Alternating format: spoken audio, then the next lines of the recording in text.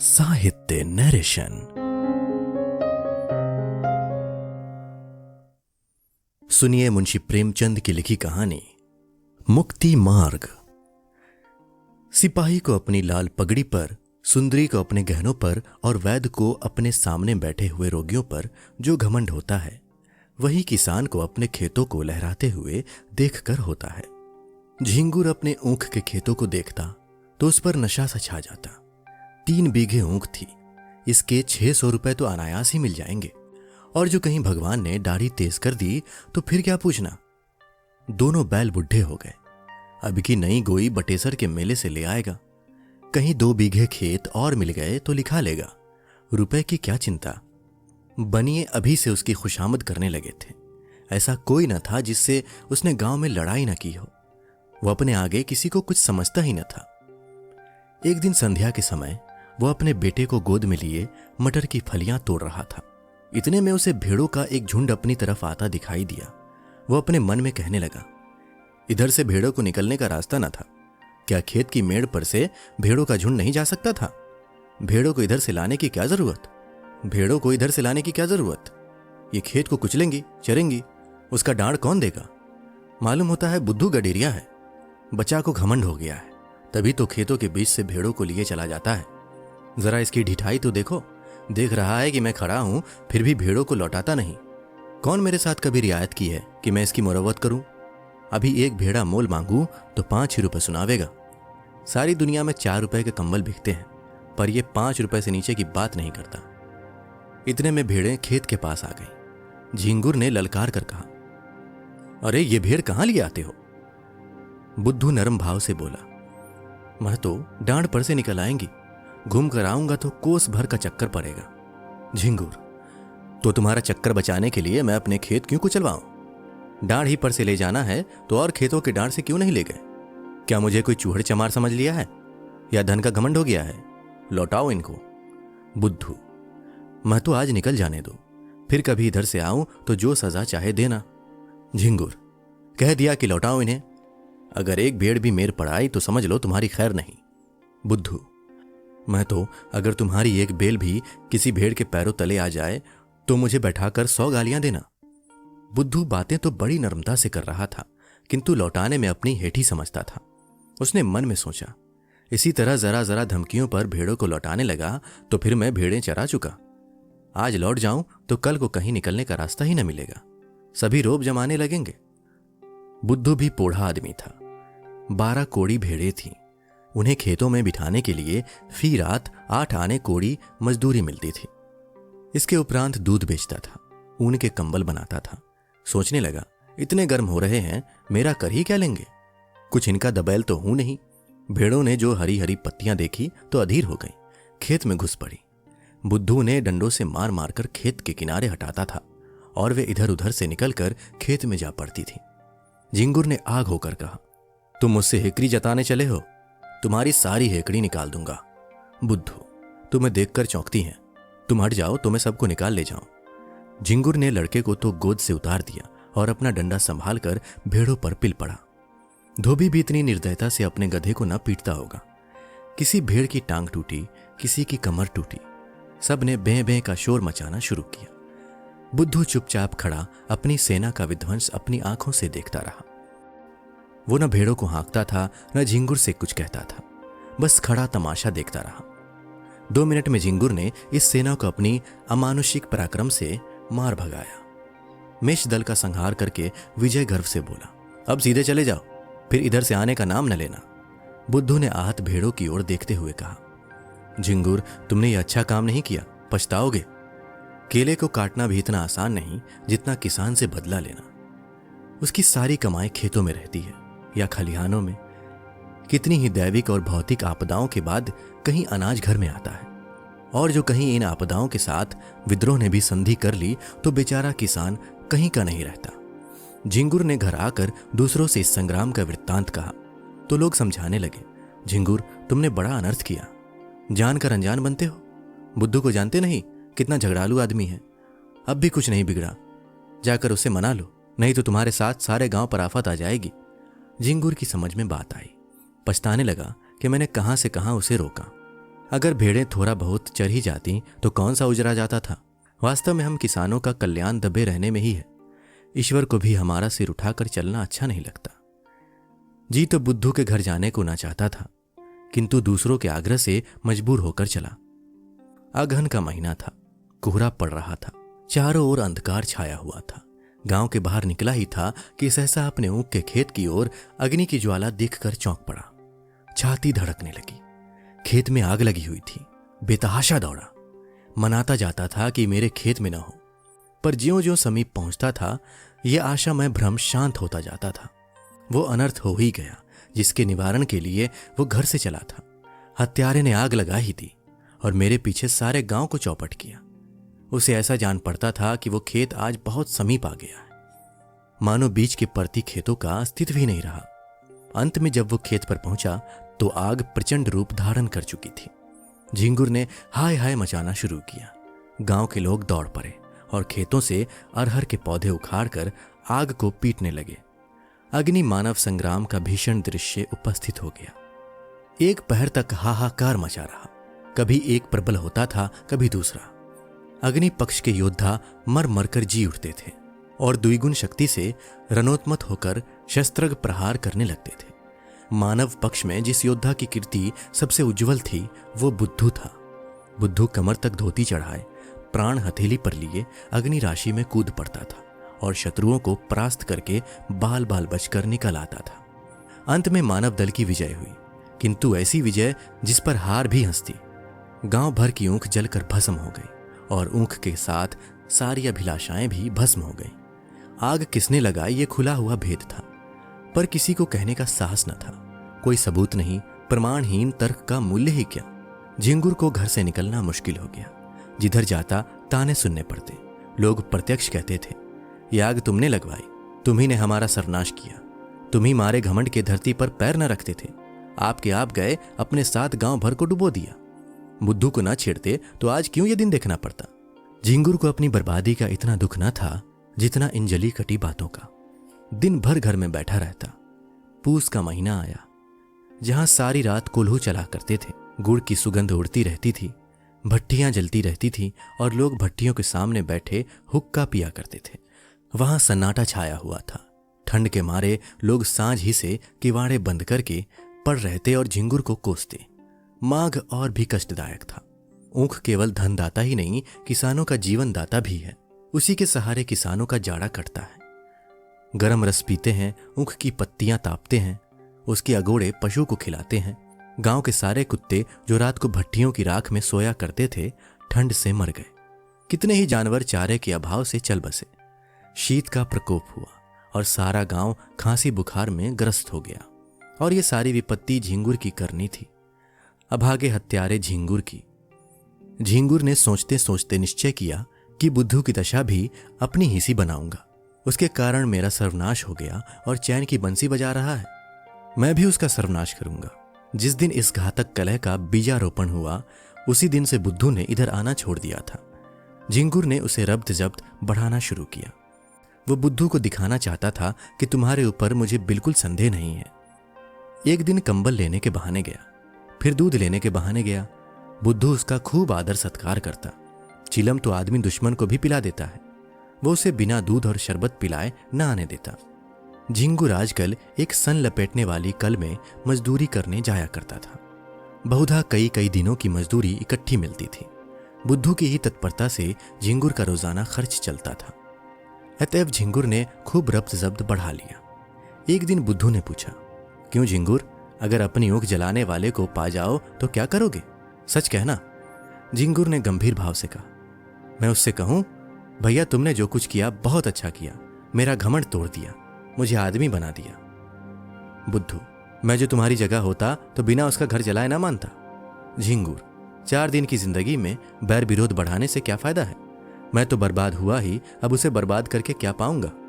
बुद्धू, बस यही आदमी का धर्म है, पर भाई क्रोध के बस में होकर बुद्धि उल्टी हो जाती है। फागुन का महीना था। किसान ऊख बोने के लिए खेतों को तैयार कर रहे थे। बुद्धू का बाजार गर्म था। भेड़ों की लूट मची हुई थी। 2-4 आदमी नित्य द्वार पर खड़े खुशामदे किया करते। बुद्धू किसी से सीधे मुंह बात न करता। भेड़ रखने की फीस दूनी कर दी थी। अगर कोई ऐतराज करता तो बेलाग कहता, तो भैया भेड़े तुम्हारे गले तो नहीं लगाता हूं, जीना चाहे मत रखो, लेकिन मैंने जो कह दिया है उससे एक कौड़ी भी कम नहीं हो सकती। गरज थी, लोग इस रुखाई पर भी उसे घेरे ही रहते थे, मानो पंडे किसी यात्री के पीछे हो। लक्ष्मी का आकार तो बहुत बड़ा नहीं, और वो भी समय अनुसार छोटा बड़ा होता रहता है, यहां तक कि कभी वो अपना विराट आकार समेटकर उसे कागज के चंद अक्षरों में छिपा लेती है। कभी कभी मनुष्य की जिह्वा पर जा बैठती है। आकार का लोप हो जाता है, किंतु उनके रहने को बहुत स्थान की जरूरत नहीं होती है। वो आई और घर बढ़ने लगा।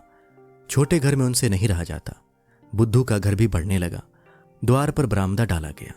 2 की जगह 6 कोठरियां बनवाई गई। यूं कहिए कि मकान नए सिरे से बनने लगा।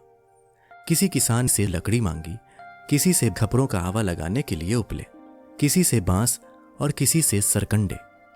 दीवार की उठवाई देनी पड़ी, वो भी नकद नहीं, भेड़ों के बच्चों के रूप में। लक्ष्मी का ये प्रताप है, सारा काम बेगार में हो गया। मुफ्त में अच्छा खासा घर तैयार हो गया। गृह प्रवेश की उत्सव की तैयारियां होने लगी। इधर झिंगूर दिन भर मजदूरी करता तो कहीं आधा पेट अन्न मिलता।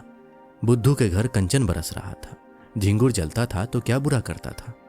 वो अन्याय किससे सहा जाएगा। एक दिन वो टहलता हुआ चमारों के टोले की तरफ चला गया। हरिहर को पुकारा। हरिहर ने आकर राम राम की और चिलम भरी। दोनों पीने लगे। ये चमारों का मुखिया बड़ा दुष्ट आदमी था।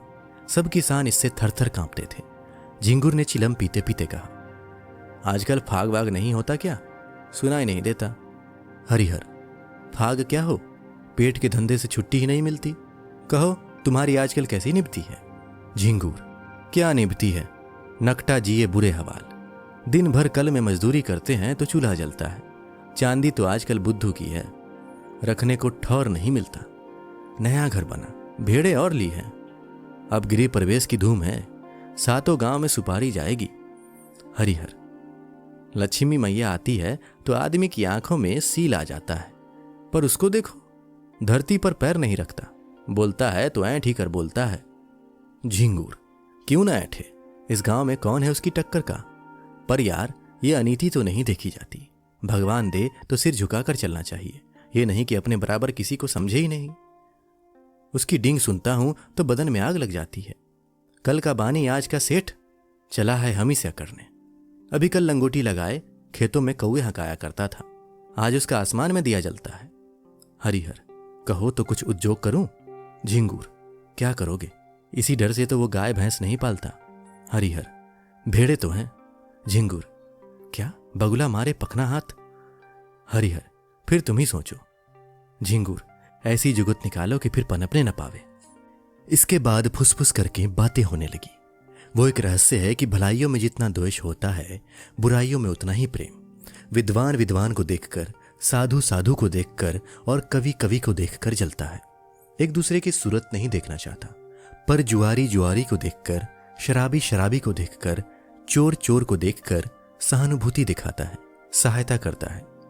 एक पंडित जी अगर अंधेरे में ठोकर खाकर गिर पड़े तो दूसरे पंडित जी उन्हें उठाने के बदले 2 ठोकरें और लगाएंगे कि वो फिर उठ ही न सके। पर एक चोर पर आफत आई देख दूसरा चोर उसकी मदद करता है। बुराई से सब घृणा करते हैं, इसलिए बुरों में परस्पर प्रेम होता है। भलाई की सारा संसार प्रशंसा करता है, इसलिए भलों से विरोध होता है। चोर को मारकर चोर क्या पाएगा? घृणा। विद्वान का अपमान करके विद्वान क्या पाएगा? यश। झिंगुर और हरिहर ने सलाह कर ली। षड्यंत्र रचने की विधि सोची गई।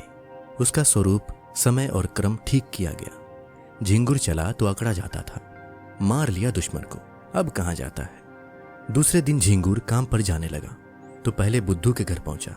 बुद्धू ने पूछा, क्यों आज नहीं गए क्या? झिंगुर, जा तो रहा हूं, तुमसे यही तो कहने आया था कि मेरी बचिया को अपने भेड़ों के साथ क्यों नहीं चरा दिया करते। बेचारी खूंटे से बंधी बंधी मरी जाती, बेचारी खूंटे से बंधी बंधी मरी जाती है। न घास न चारा, क्या खिलाए? बुद्धू, भैया मैं गाय भैंस नहीं रखता, चमारों को जानते हो, एक ही हत्यारे होते हैं। इसी हरिहर ने मेरी 2 गौएं मार डाली, न जाने क्या खिला देता है। तब से कान पकड़े कि अब गाय भैंस न पालूंगा। लेकिन तुम्हारी एक ही बचिया है, उसका कोई क्या करेगा? जब चाहो पहुंचा दो। ये कहकर बुद्धू अपने गृहोत्सव का सामान उसे दिखाने लगा। घी, शक्कर, मैदा, तरकारी सब मंगा रखा था। केवल सत्यनारायण की कथा की देर थी। झिंगुर की आंखें खुल गई। ऐसी तैयारी न उसने स्वयं कभी की थी और न किसी को करते देखी थी।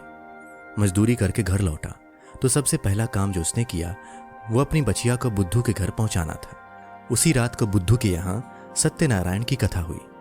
ब्रह्मभोज भी किया गया। सारी रात विप्रों का आगत स्वागत करते गुजरी। भेड़ों के झुंड में जाने का अवकाश ही न मिला। प्रातःकाल भोजन करके उठा ही था क्योंकि रात का भोजन सवेरे मिला कि एक आदमी ने आकर खबर दी, बुद्धू तुम यहां बैठे हो, उधर भेड़ों में बछिया मरी पड़ी है। भले आदमी, उसकी पगैया भी नहीं खोली थी। बुद्धू ने सुना और मानो ठोकर लग गई। झिंगुर भी भोजन करके वहीं बैठा था। बोला, हाय हाय मेरी बछिया, चलो जरा देखूं तो। मैंने तो पगैया नहीं लगाई थी, उसे भेड़ों में पहुंचाकर अपने घर चला गया। तुमने ये पगैया कब लगा दी? बुद्धू, भगवान जाने जो मैंने उसकी पगैया देखी भी हो। मैं तो तब से भेड़ों में गया ही नहीं। झिंगुर, जाते ना तो पगैया कौन लगा देता, गए होगे, याद ना आती होगी। एक ब्राह्मण, मरी तो भेड़ों में ही ना। दुनिया तो यही कहेगी कि बुद्धू की असावधानी से उसकी मृत्यु हुई, पगैया किसी की हो। हरिहर, मैंने कल सांझ को इन्हें भेड़ों में बछिया को बांधते देखा था। बुद्धू, मुझे?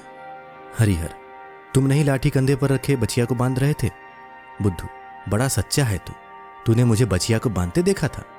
हरिहर, तो मुझ पर काहे बिगड़ते हो भाई, तुमने नहीं बांधी नहीं सही। ब्राह्मण, इसका निश्चय करना होगा, गौ हत्या का प्रायश्चित करना पड़ेगा। कुछ हंसी ठट्टा है। झिंगुर, महाराज कुछ जानबूझकर तो बांधी नहीं। ब्राह्मण, इससे क्या होता है, हत्या इसी तरह लगती है, कोई गौ को मारने नहीं जाता। झिंगुर, हाँ गौओं को खोलना बांधना है तो जोखिम का काम। ब्राह्मण, शास्त्रों में इसे महापाप कहा गया है। शास्त्रों में इसे महापाप कहा है। गौ की हत्या ब्राह्मण की हत्या से कम नहीं। झिंगुर, हाँ फिर गौ तो ठहरी ही, इसी से न इसका मान होता है, जो माता सो गौ। लेकिन महाराज चूक हो गई, कुछ ऐसा कीजिए कि थोड़े में बेचारा निपट जाए। बुद्धू खड़ा सुन रहा था कि अनायास मेरे सिर हत्या मढ़ी जा रही है। झिंगुर की कूटनीति भी समझ रहा था। मैं लाख कहूं मैंने बछिया नहीं बांधी, मानेगा कौन? लोग यही कहेंगे कि प्रायश्चित से बचने के लिए ऐसा कह रहा है। ब्राह्मण देवता का भी उसका प्रायश्चित कराने में कल्याण होता था। भला ऐसे अवसर पर कब चूकने वाले थे? फल यह हुआ कि बुद्धू को हत्या लग गई। ब्राह्मण भी उससे जले हुए थे। कसर निकालने की घात मिली। 3 मास का भिक्षा दंड दिया, फिर 7 तीर्थ स्थानों की यात्रा, उस पर 500 विप्रों का भोजन और 5 गौओं का दान। बुद्धू ने सुना तो बगिया बैठ गई। रोने लगा तो दंड घटाकर 2 मास कर दिया। इसके सिवा कोई रियायत नहीं हो सकी। न कहीं अपील न कहीं फरियाद। बेचारे को यह दंड स्वीकार करना पड़ा। बुद्धू ने भेड़ें ईश्वर को सौंपी। लड़के छोटे थे, स्त्री अकेली क्या क्या करती। गरीब जाकर द्वारों पर खड़ा होता और मुंह छिपाए हुए कहता, गाय की बाछी दिया बनवास। भिक्षा तो मिल जाती, किंतु भिक्षा के साथ 2-4 कठोर अपमानजनक शब्द भी सुनने पड़ते। दिन को जो कुछ पाता वही शाम को किसी पेड़ के नीचे बनाकर खा लेता और वहीं पड़े रहता। कष्ट की तो उसे परवाह न थी। भेड़ों के साथ दिन भर चलता ही था, पेड़ के नीचे सोता ही था। भोजन भी इससे कुछ ही अच्छा मिलता था, पर लज्जा थी भिक्षा मांगने की। विशेष करके जब कोई कर्कशा ये व्यंग कर देती थी कि रोटी कमाने का अच्छा ढंग निकाला है, तो उसे हार्दिक वेदना होती थी। पर करे क्या? 2 महीने के बाद वो घर लौटा। बाल बढ़े हुए थे, दुर्बल इतना मानो 60 वर्ष का बूढ़ा हो। तीर्थ यात्रा के लिए रुपयों का प्रबंध करना था। गडरियों को कौन महाजन कर्ज दे? भेड़ों का भरोसा क्या? कभी कभी रोग फैलता है तो रात भर दल का दल साफ हो जाता है। उस पर जेठ का महीना, जब भेड़ों से कोई आमदनी होने की आशा नहीं। एक तेली राजी भी हुआ तो 2 रुपए ब्याज पर। 8 महीने में ब्याज मूल के बराबर हो जाएगा। यहां कर्ज लेने की हिम्मत न पड़ी। इधर 2 महीनों में कितनी ही भेड़ें चोरी चली गई थी। लड़के चराने ले जाते थे, दूसरे गांव वाले चुपके से 1-2 भेड़ें किसी खेत या घर में छिपा देते और पीछे मारकर खा जाते। लड़के बेचारे एक तो पकड़ न सकते और जो देख भी लेते तो लड़े क्यों कर। सारा गांव एक हो जाता। 1 महीने में तो भेड़ें आधी भी न रहेंगी। बड़ी विकट समस्या थी। विवश होकर बुद्धू ने एक बूचड़ को बुलाया और सब भेड़ें उसके हाथ बेच डाली। 500 रुपए हाथ लगे। उसमें से 200 रुपए लेकर तीर्थ यात्रा करने गया। शेष रुपए ब्रह्मभोज आदि के लिए छोड़ गया। बुद्धू के जाने पर उसके घर में 2 बार सेंध लगी, पर यह कुशल हुई कि जघट हो जाने के कारण रुपए बच गए। सावन का महीना था, चारों ओर हरियाली छाई हुई थी। झिंगुर के बैल न थे, खेत पटाई पर दे दिए थे। बुद्धू प्रायश्चित से निवृत्त हो गया था और उसके साथ ही माया के फंदे से भी। न झिंगुर के पास कुछ था न बुद्धू के पास। कौन किससे जलता और किस लिए जलता। सन की कल बंद हो जाने के कारण झिंगुर अब बेलदारी का काम करता था। शहर में एक विशाल धर्मशाला बन रही थी। हजारों मजदूर काम करते थे। झिंगुर भी उन्हीं में से था। 7वें दिन मजदूरी के पैसे लेकर घर आता था और रात भर रहकर सवेरे फिर चला जाता था। बुद्धू भी मजदूरी की टोह में यहीं पहुंचता। जमादार ने देखा दुर्बल आदमी है, कठिन काम तो इससे हो न सकेगा। कारीगरों को गारा देने के लिए रख लिया। बुद्धू सिर पर तसला रखे गारा लेने गया तो झिंगुर को देखा। राम राम हुई। झिंगुर ने गारा भर दिया, बुद्धू उठा लिया। दिन भर दोनों चुपचाप अपना अपना काम करते रहे। संध्या समय झिंगुर ने पूछा, कुछ बनाओगे ना? बुद्धू, नहीं तो खाऊंगा क्या? झिंगुर, मैं तो 1 जून चबैना कर लेता हूं, 1 जून सत्तू पर काट देता हूं, कौन झंझट करे? बुद्धू, इधर उधर लकड़ियां पड़ी हुई हैं, बटोर लाओ। आटा मैं घर से लेता आया हूं, घर ही पिसवा लिया था, यहां तो बड़ा महंगा मिलता है। इसी पत्थर की चट्टान पर आटा गूंधे लेता हूं। तुम तो मेरा बनाया खाओगे नहीं, इसलिए तुम ही रोटियां सेको, मैं बना दूंगा। झिंगुर, तवा भी तो नहीं है। बुद्धू, तवे बहुत हैं, यही गारे का तसला मांझी लेता हूं। आग जली, आटा गूंधा गया। झिंगुर ने कच्ची पक्की रोटियां बनाई, बुद्धू पानी लाया। दोनों ने लाल मिर्च और नमक से रोटियां खाई। फिर चिलम भरी गई। दोनों आदमी पत्थर की सिलों पर लेटे और चिलम पीने लगे। बुद्धू ने कहा, तुम्हारी ऊख में आग मैंने लगाई थी। झिंगुर ने विनोद के भाव से कहा, जानता हूं। थोड़ी देर बाद झिंगुर बोला, बछिया मैंने ही बांधी थी और हरिहर ने उसे कुछ खिला दिया था। बुद्धू ने भी वैसे ही भाव से कहा, जानता हूं। फिर दोनों सो गए। तो दोस्तों, अभी आप सुन रहे थे मुंशी प्रेमचंद की लिखी कहानी मुक्ति मार्ग।